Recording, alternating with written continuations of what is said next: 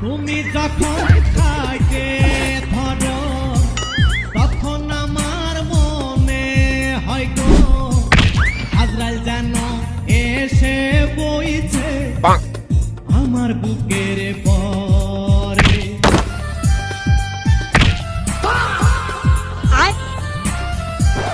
তুমি যখন খাইতে ধরো তখন আমার মনে হয় গো আজরাইল যেন এসে বইছে আমার বুকের পরে।